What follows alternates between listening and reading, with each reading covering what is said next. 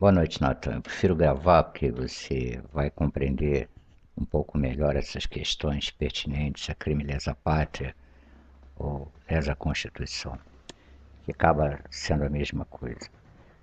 O crime lesa pátria é quando um funcionário do governo, especificamente qualquer funcionário ou qualquer poder da República, ousa cometer um ato indecoroso contra a própria República.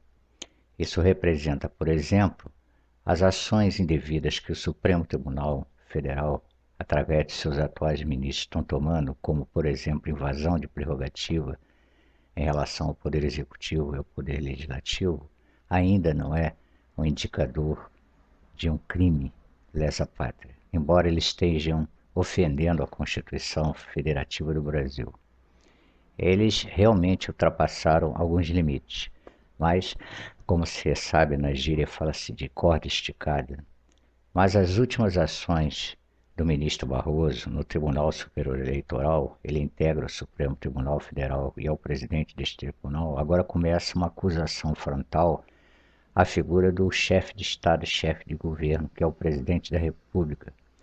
Isso, em hipótese nenhuma, pode ser admitida, porque qualquer ação protocolar contra a Presidência da República deve ser efetuada através da Procuradoria-Geral da República, que deve ser provocada, ou seja, dito de outra maneira, o Supremo Tribunal não tem prerrogativa e autoridade para acusar o presidente ou invadir a prerrogativa do presidente, e muito menos instaurar nenhum processo contra o presidente sem o permisso da Procuradoria-Geral da República, que é o órgão encarregado de fiscalizar os atos do Ministério Público Federal em todo o país e, consequentemente, controlar os processos que envolvam contra a República Federativa do Brasil ou atitudes ou ações indevidas de autoridades públicas brasileiras. Assim sendo, os atos cometidos pelo ministro Barroso e outros, como Moraes, agora estão partindo para tentar invadir as prerrogativas do cargo do chefe de governo, chefe de Estado. Isso caracteriza um perigoso expediente de crime lesa constitucional e lesa pátria, porque está ferindo a autoridade de um chefe de governo, chefe de Estado.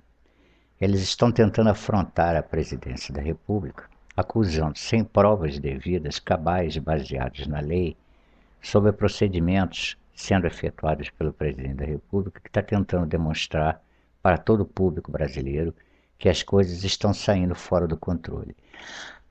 Nós, brasileiros, temos o hábito de achar que a presidência da República, ou seja, o chefe de Estado e chefe de governo, tem que cumprir os nossos desejos. Isso é um ledo engano.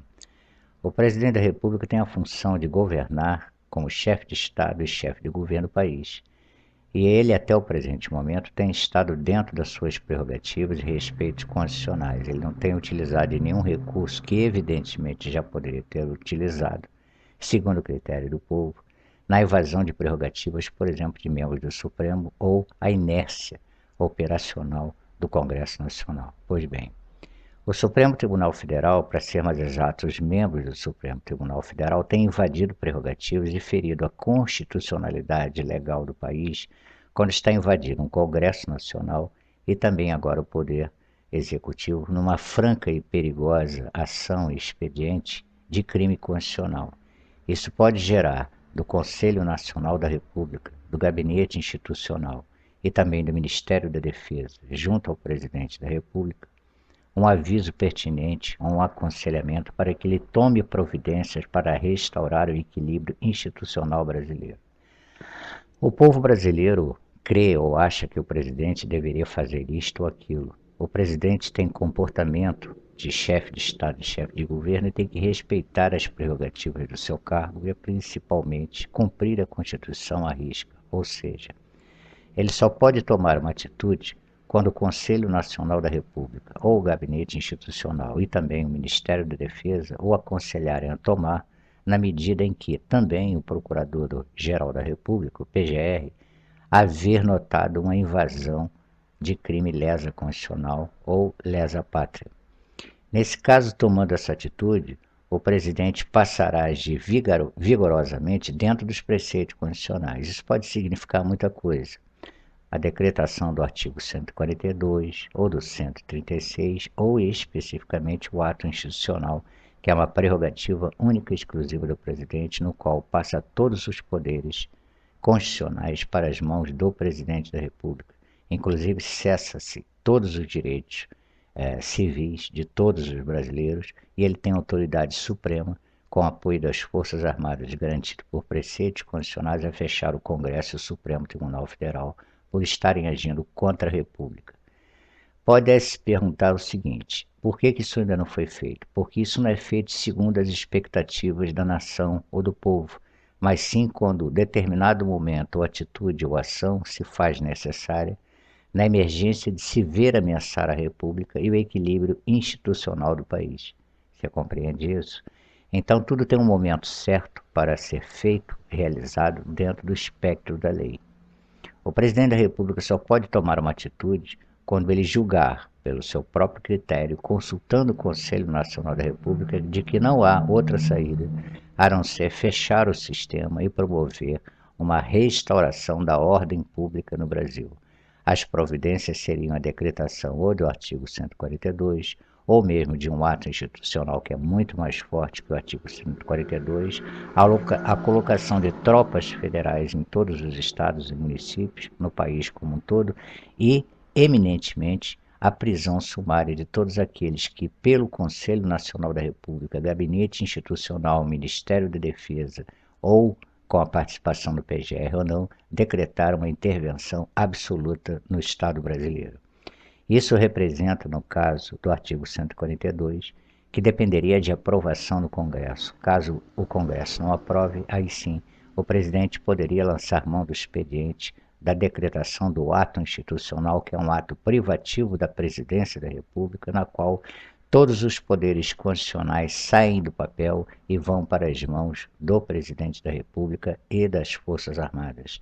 Com crise institucional instalada a partir da promulgação de um ato institucional, o presidente pode fechar o Supremo Tribunal, fechar o Congresso Nacional, controlar as vias de comunicações em todos os sentidos, cercear direitos civis, promover toque de recolher ativo em todo o país. Então será realmente aquilo que nós chamamos caos institucional, porque o presidente usará da sua força como chefe de governo e chefe de Estado e agora chefe absolutista dos preceitos constitucionais. O que está acontecendo no Brasil é que o Supremo Tribunal Federal, ou seja, os membros do Supremo Tribunal Federal e do Tribunal Superior Eleitoral, estão numa franca campanha, numa picuinha política, em ativismo político, contra a figura do presidente da República, que é o chefe de Estado, chefe de governo. Isso, obviamente, terá que chegar a termo, de um jeito ou de outro. Não temos nenhuma saída emergencial diante desse quadro que vem se formando. E as pessoas ficam cobrando muito do presidente, mas deixa eu lembrar, você me parece ser um pouco novo, me parece, né? Na época de 31 de março de 1964, as pessoas pensam que foi só a vontade do presidente. Não foi. Não foi apenas pela manifestação do povo na rua, ou o pedido do Congresso à época, ou da mídia, reunidos num só coro, que pediram a intervenção militar constitucional naquela época, não. O fato é que decorreram 10 anos anteriores, antes daquele desfecho. Veja bem o que eu estou explicando para o senhor. Levou 10 anos antes da promulgação de 31 de março de 1964 na intervenção militar constitucional. Não foi uma coisa da noite para o dia. Nós estamos aí com o Brasil em crise há 2 anos. Isso não quer dizer que vamos esperar 10 anos, porque a crise que está se aprontando ou se estabelecendo no Brasil a partir dessas últimas ações do TSE e do STF apontam para uma sugestiva interferência do Poder Federal Executivo em todos os poderes em breve. É uma questão de tempo. Ou, o que deveria ser o ideal, o Supremo Tribunal Federal recua para sua posição e poder e prerrogativa constitucional, tanto quanto o TSE, ou então, se continuarem os ataques e as investidas com tentativa de criminalizar o chefe de governo, chefe de Estado, sem provas contundentes, baseado apenas no achismo, porque é isso que eles estão fazendo, vai obrigar o Conselho Nacional da República, o Gabinete de Segurança Institucional, o Ministério da Defesa e o Presidente da República a decretar uma intervenção militar constitucional do país. Isso será, do ponto de vista prático, muito desastroso, porque isso interfere em muitas coisas, inclusive no plantel econômico do país. Então esperemos que esses senhores, embora não tenhamos essa esperança, ponham a cabeça no lugar e recuem antes que seja tarde demais. Porque uma vez decretado tanto o artigo 142, com a aprovação do Congresso ou recusa do mesmo, que aí estará comprometida a ação do presidente, ele terá que lançar a mão de outro expediente, o ato institucional. Se for promulgado, aí sim o Brasil entrará num momento muito crítico, institucionalmente e legalmente falando.